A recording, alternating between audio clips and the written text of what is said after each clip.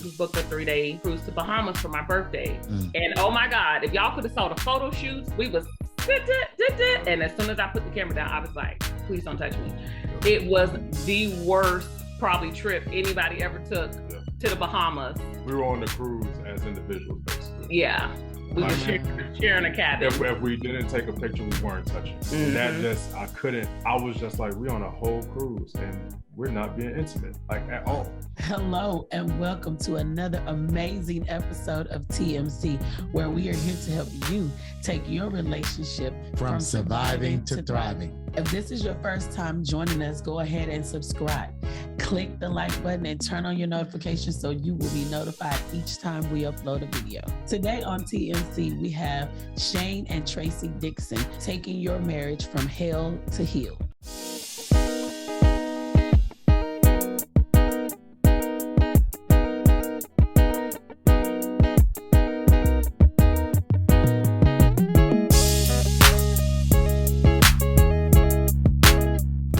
Shane and Tracy Dixon out here in Okinawa, Japan, stationed here since 2017. Runners of Marriage Miles on Facebook, Instagram. She definitely has that locked down. 2014, we had infidelity in our marriage on my part. It took us a good while for us to move past it. When we were getting advice, just pray about it, just be godly. There was no tangible advice, no tangible guidance as to steps to move forward, what to do, how to reconnect. We had to kind of like look into ourselves, look into other avenues or get different resources on what we can do to become happy again. Go through counseling. You just jumped way. So I did. We got 3 kids. I was like, Shane said, let's go. Listen, let me tell my story. Organic. So he is Navy, 13 years. I work at Navy Fed, but I'm a military brat. So I actually graduated from high school here in Okinawa. Yes. Oh, Wow. Yes. Oh, my goodness. So it's full circle to be back with my kids. And one just turned 15, one's about to turn 10, and my son, who was born on my birthday, is about to turn 4. Awesome. Oh, wow. Awesome. Wow. Awesome. Shared birthday. That's pretty awesome. So how did you all meet? Stalker. Okay, go ahead. We worked in the same building. I was stationed at Portsmouth Hospital. She was already working at Navy Federal inside the hospital. I was walking away from work one day. I saw her and I was like, So I did low-key stalker in Navy Federal a few times. I just bought a car, tried to get her to help me with a transaction. I was confused. I didn't know what I was doing. I tell the true version. So he had this bar loan with his mama. And I was 19. Right. So he was 19. He was born in 1990 and I graduated high school in 1999. We don't need to be doing the math, but just know I'm a tad bit older. So I saw him in the hallway and he had this Hardee's bag and I was like, oh, you didn't even give me no Hardee's. And he was like, I'm sorry, I would have got you something. And I was like, I'm just playing, like, I don't even know you. So he was like, well, tell me what you like. I was like, bacon and cheese biscuit, not bacon, egg, and cheese, just bacon and cheese. So next day I came to work and there was a Hardee's bag at my station with a note that said, enjoy your breakfast. And I was like, I bet you it's bacon, egg, and cheese. And it was bacon and cheese. So that's how it started. Wow. Right. He got it right the first time. Yes. I like that. So Shane, you jumped right in the beginning. So let's go there a little bit. Tell us a little bit about you all's story and a little bit about your journey. Yeah. Our first date was August 8th, 2009. We just kind of like kicked it off since the first date. We got together in August. I proposed in March. We got a lot of flack from my family because of the age difference. Our oldest daughter, she already had our oldest daughter. So there was just a lot of worry on my family's part. So there was a lot of tension. It was just bad, like including my mom, my dad. It was just a bunch of drama. But we stuck it out. October, we got married. And I actually got stationed to North Carolina in June of 2011. So we only lived together married for a few months. And then I just had to drive up to North Carolina every weekend. Every weekend. I drove up every weekend. If I wasn't deployed or in California doing training, I just drove up every weekend. Yeah. And that's how our marriage was for the first 3 years, basically. And wow. So we had our daughter right after I came back from deployment. She was born. Then I got stationed back to Virginia in 2014. That's when all the craziness just blew up. It was our first time really living together, being married, like It's exploded quickly. Real quick. I think, only seeing each other on the weekend, it was like, I was like, this is cool. Right. That's all we could do this. It was always like high school, and then he was there every day and I was like, you're not leaving? You can't deploy and volunteer, go somewhere. And so the other piece of the puzzle, so our second daughter was born 2012. And because he didn't live there, it was all on me. So I had the 2 daughters. I was working full time. And I kept telling everybody, she don't like me. Our second daughter doesn't like me, but I'm the strong friend. I'm the funny friend. So people just think I was joking. But other people would keep her and she would be so calm. And so I was like, she screams all day. She doesn't want the pacifier. She don't like the car. She don't like the bag. And then he'd come home on weekend and it'd be a different baby. And so in 2014, we're sitting at dinner and I asked for ketchup and it was red and I lost it. I didn't know what happened. And I said, something is wrong. Something is wrong. And I made the hardest phone call. I called a therapist. And she diagnosed me with postpartum. And I was like, no, you don't know me. Like, I'm the prayer warrior. You should see my inbox. I'm the strong one. I this, not that. And she was like, yeah, and you're depressed. And I was like, no, I'm not sad. And she was like, people think that that's all it is, but it's being angry. I was a functioning depressed person. And that's what confused him. Because I was killing it at work. I was killing it at church. And I would get home depleted and exhausted. Wow. And he, at the time, didn't understand. It wasn't that I didn't want to. I literally couldn't. I literally used every ounce of me. I would go in the house. I would turn off the lights. I didn't want to be, but I didn't want, it wasn't just him. I didn't want my kids to touch me. So I go through this process and I come home and I always say now, I wish I had came home and said something like, hey, I got cancer, or hey, I got something medical, something that you can pinpoint, because I think he heard, oh, I got an excuse of why I'm like this, or why I don't want you to touch me, or why. And so I'm trying to heal from postpartum. And now he didn't kind of start talking to this girl. So fast forward, all the girls in the 757, she worked in the same, we worked in the same building. She worked on my floor. So it was just so many layers to it as it unraveled. And I think what hurt our healing process in the beginning is because I was also trying to heal from the postpartum on top of that. So when he came, he moved in April 20th because it was our daughter's birthday. It was her surprise. It was her big birthday. You know, dad is moving home. And for my birthday, he booked me a cruise. I always wanted to go on a cruise, but I didn't really want to leave the kids for a long time. So he booked a 3-day cruise to Bahamas for my birthday. And oh my God, if y'all could have saw the photo shoots, we was and as soon as I put the camera down, I was like, please don't touch me.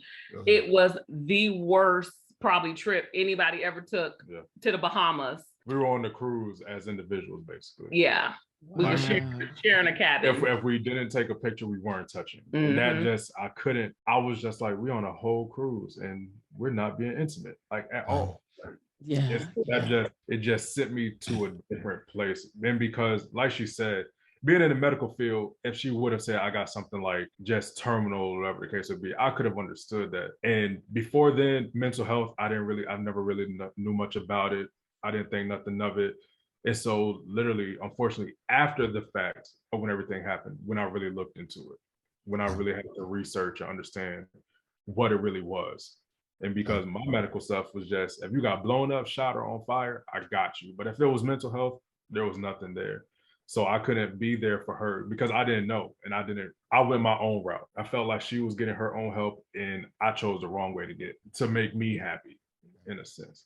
So it just blew up from there. It blew up. Wow. You all have you've unpacked so much. And I think you guys sharing that is definitely eye-opening, because many people, if you haven't experienced it, or like Shane said, if you don't have information about postpartum or anything dealing with mental health, because it's something that we can't see, we think like, oh, you just making up stuff. Like, I don't know what you're talking about. You just trying to do what you want to do, whatever.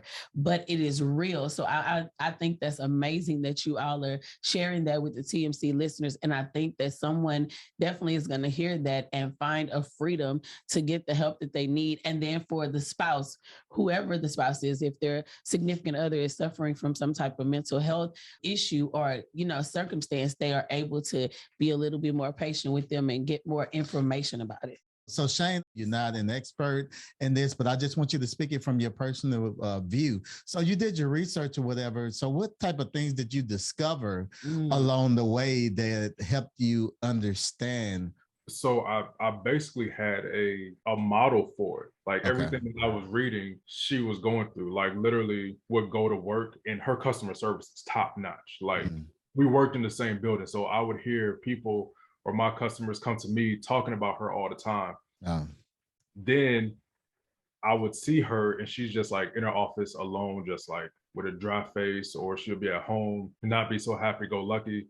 Or we would go to church and it's just like she was a greeter, just doing her thing. Hey girl, hey, welcome, welcome. And I was just, it was just like, but we get in the car and it's just real reserved, real tucked away to herself. And it's just like, it was one of those things you had to know. And a lot of my readings came from a person of the side, because that's what side I was on, the person that's dealing with somebody with these symptoms. You can't take it personal. All you can do is support.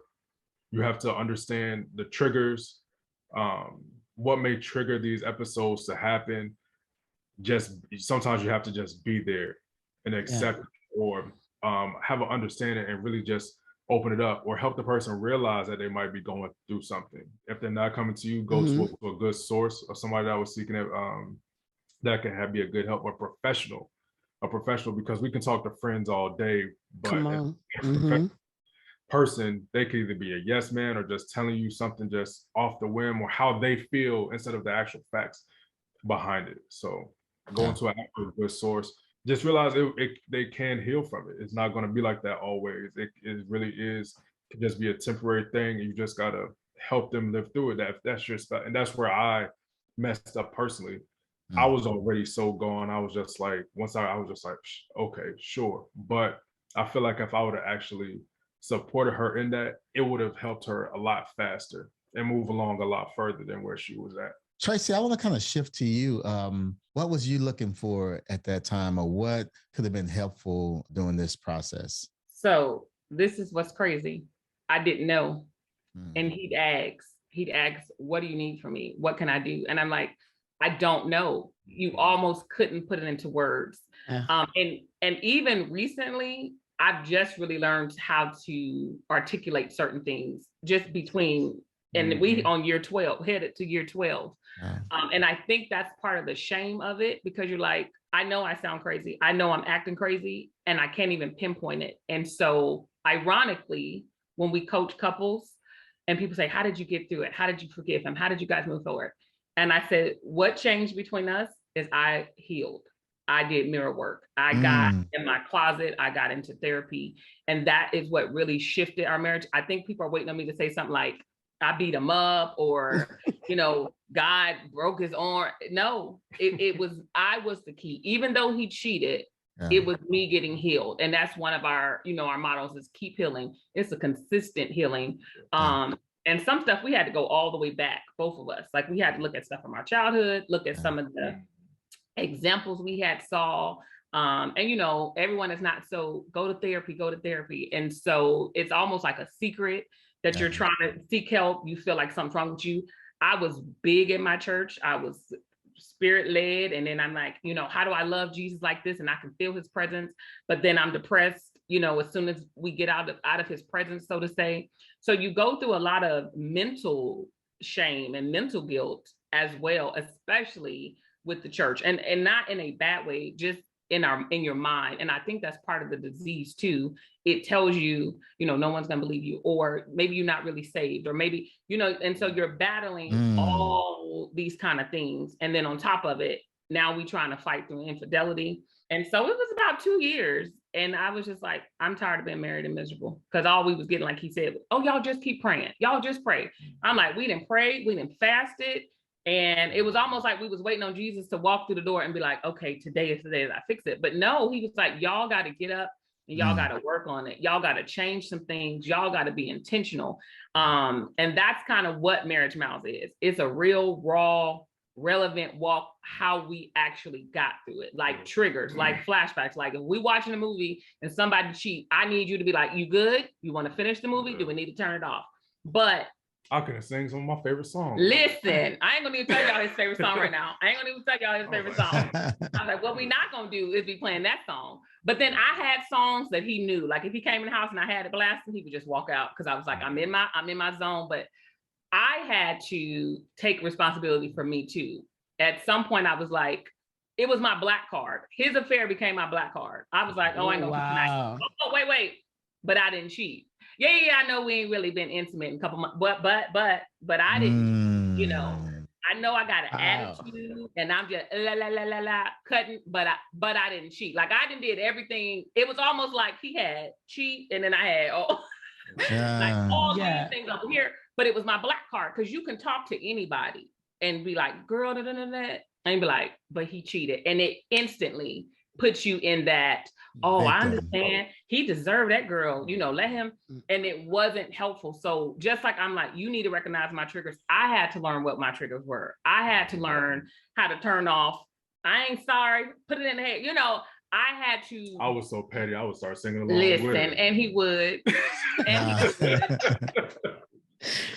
But it takes two, because a lot of people look like, you know, you cheated, so you need to do this, you got to rebuild trust. No, we both got to come to the table. And I got to a point where I realized I still got to do my part in order for this to work. I can't be expecting him to give 150 now because of what happened.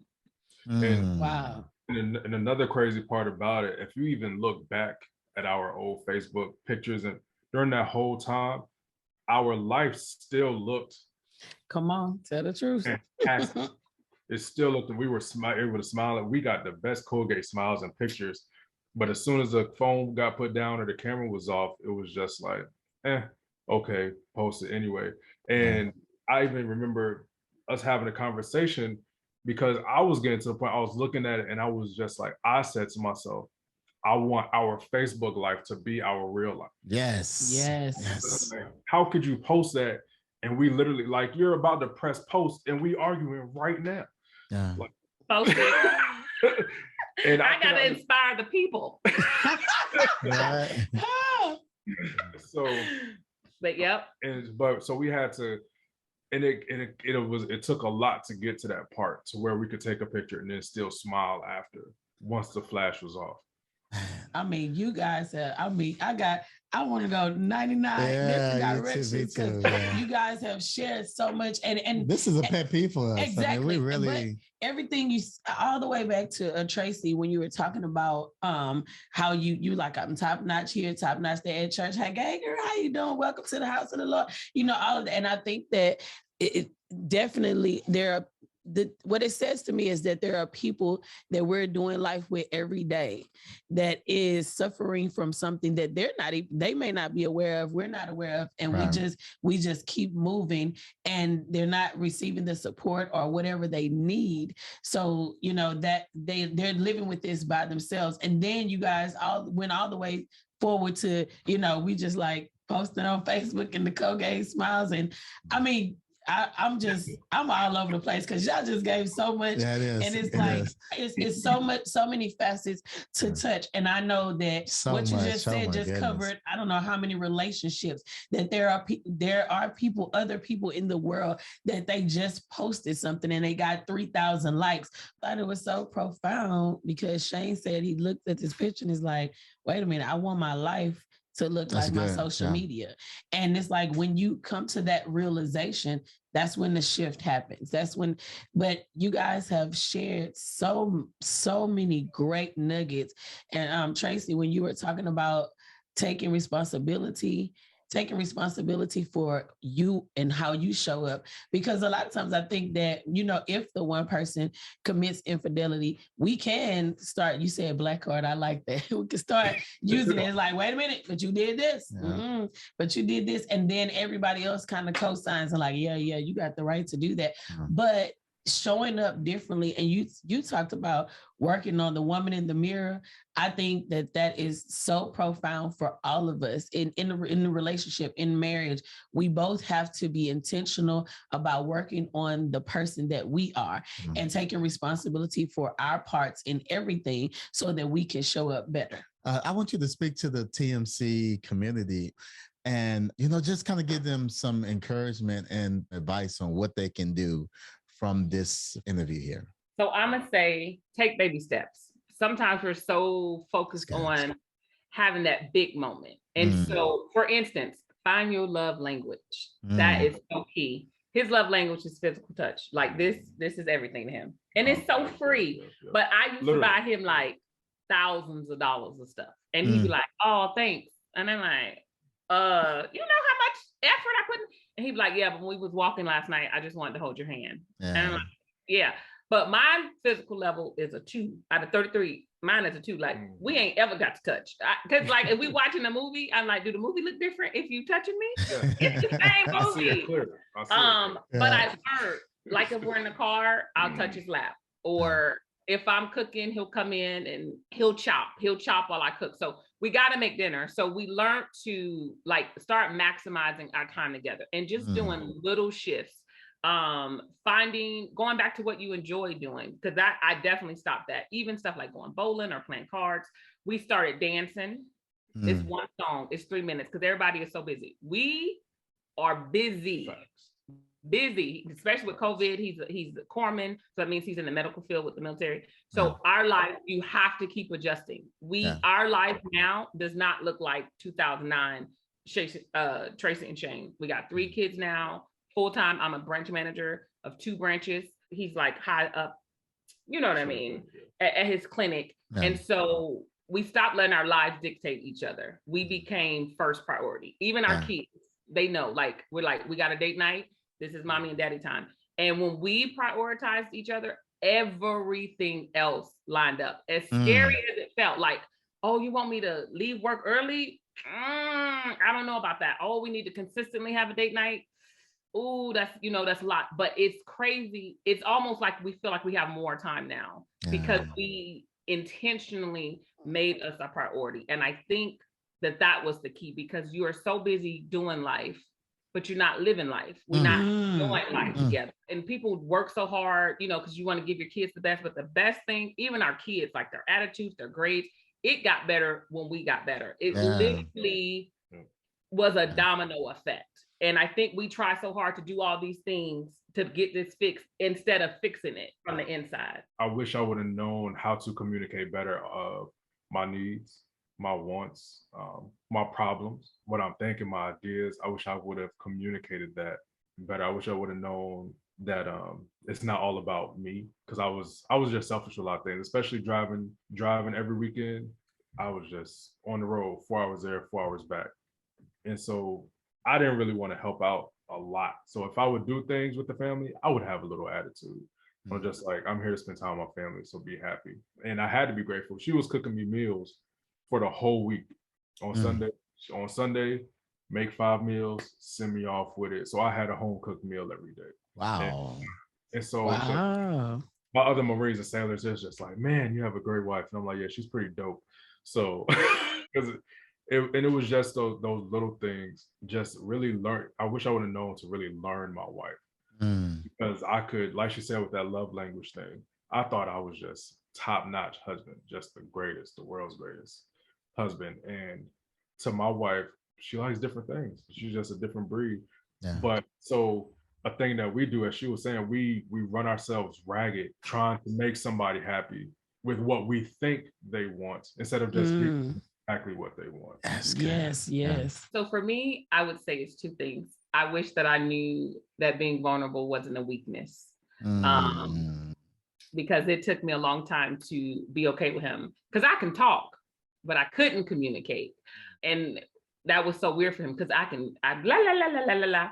And then he'd ask me a question and I'm like, da, da, da. And then I'm like, oh, is that a tear? Okay, I'm done. We don't need to talk about it no more. Because to me, that was weakness for me to say, I need you. And I tell wives that when I say I need him, it's not money. People instantly think it equals money. But I'm like, no, when I say I need you, I need the partnership, the friendship, the safety that he gives me. And it ties into, I wish I knew my wife's worth. And I said, if you go back to Adam and Eve, Eve's influence was so great that she got Adam to eat an apple after God told him not to. And if we could realize that we have that influence and then use it for good. Mm-hmm. Yeah. That Absolutely. impact that we would have. And so I've learned if he does 10 things and 9 are right, I would be like, so let's talk about this one thing. Let me talk about this one thing. And I was like, let me learn to focus on the other 9. And that way, when we have to talk about the other one, he could hear it. Because I usually like, I think you don't hear it just because it's me. Even if I'm right, you don't hear it because it's me. Yeah. But I think it was because I would not even acknowledge the other 9 things. I would instantly go to that one thing.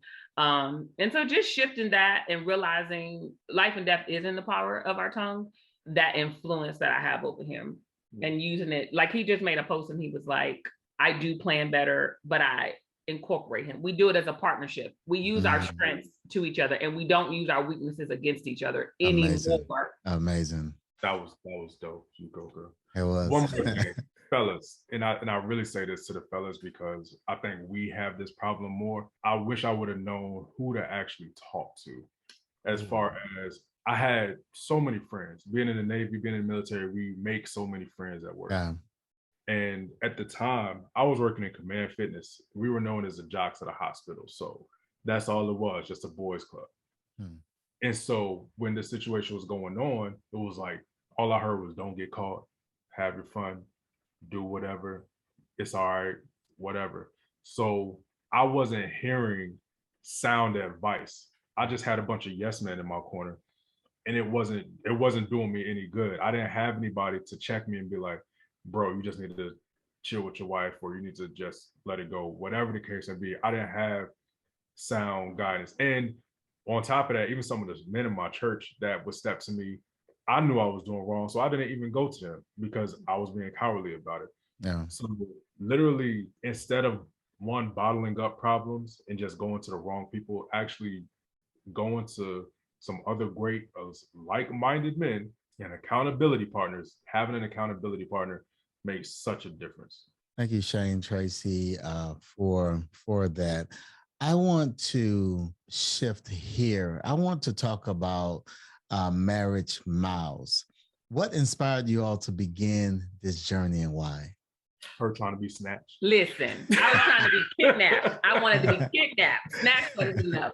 So this is what happened. I was about to be 40, and I was like, you know what? Let me get myself back together. Right. So I had started running in our neighborhood.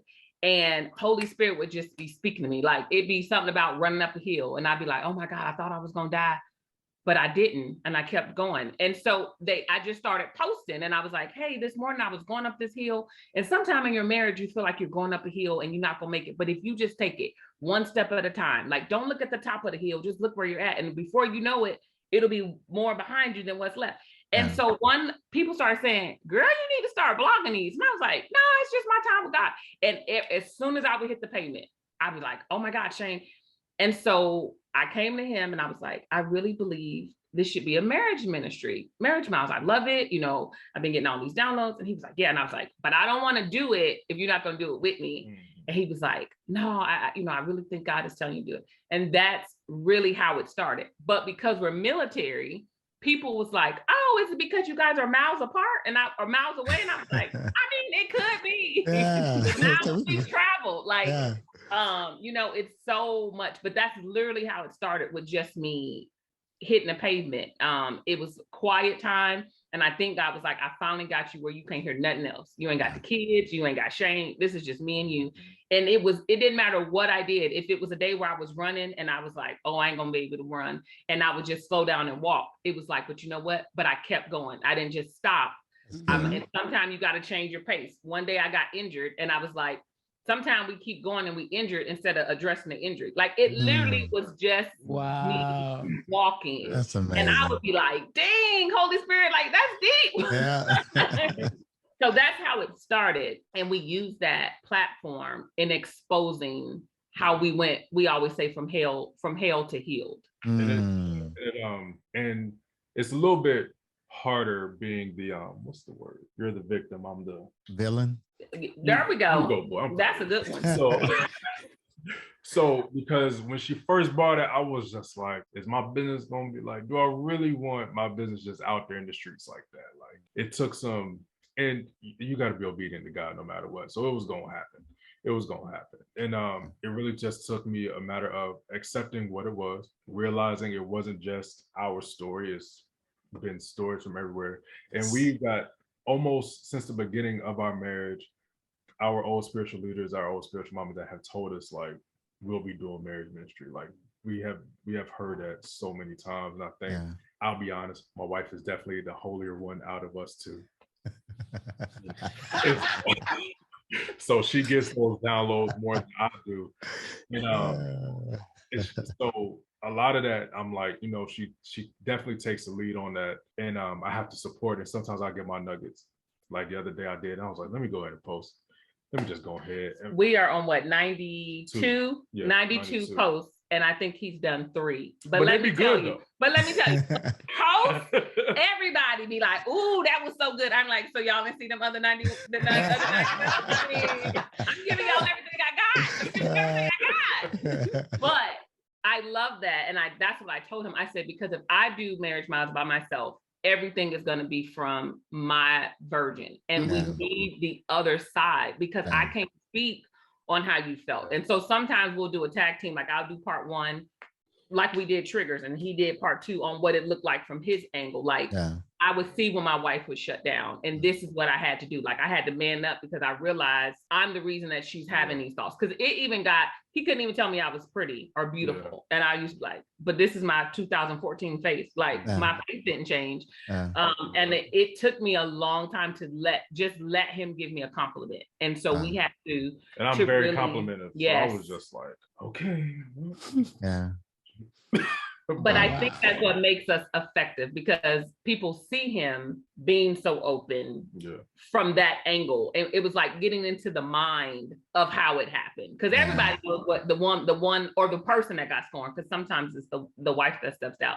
But it's rare that you get that, ask me what you need to ask me, because we want to be able to help someone, because that's what we needed when we were trying to, like, can we get past this? Because your people say stuff like, it'll never be the same. Well, it's not, and it's better. And we don't want it to be the same, because where it wasn't where it needs to be anyway. Amen. I struggle with forgiveness, because I felt like if I forgive you, then it's going to mean that you forgot. And I don't want that. So I'm like, I'm not going to forgive you until I feel like it's long enough that you remember what you did was wrong. But that's not it. Forgiveness doesn't mean you was right, that I agree, and that I forgot. It just means I'm going to free me so that we can really move forward together. Absolutely. Nelson Mandela said, unforgiveness is like drinking poison, expecting for the other person to die. And I thought that was so amazing, and explain what unforgiveness do to each and every one of us. And Shane and Tracy, I definitely want to thank you all for sharing. And TMC, I want you to go over and I want you to check out Marriage Miles, what Tracy and Shane is doing right now to continue to encourage the world. So what I want you all to do, if someone wanted to connect with you all and what you are doing, where should they go? So we are on Facebook. So our main ministry is on Facebook, and it's Marriage Miles trademarked. On Instagram, you can direct message us, but either one, you can message us individually. We ask wives to message me and husbands to message Shane, or you can just, we have an email address. It's marriagemilesmail@yahoo.com, and you can send us an email. And on our page, we have a way that you can anonymously email us if you want to just ask us a question, but we're very open. We used to do weekly Zoom calls with the couples, and we're not going to do them weekly anymore, but we will definitely get back to doing them, because they were life-changing. We have couples all the time like, y'all going to do another call? Amazing. So thank you guys for what you guys are doing. This was an amazing opportunity, so we appreciate it. Thank you all, and thank you for sharing with TMC and us on this evening. Thank you so much. So welcome. So we want to thank you for joining us today, and we hope that you enjoyed this video. And if you did, go ahead and subscribe. Click the like button and turn on your notifications so you'll be notified each time we upload a video. And if you're listening on iTunes, rate the podcast and leave a review.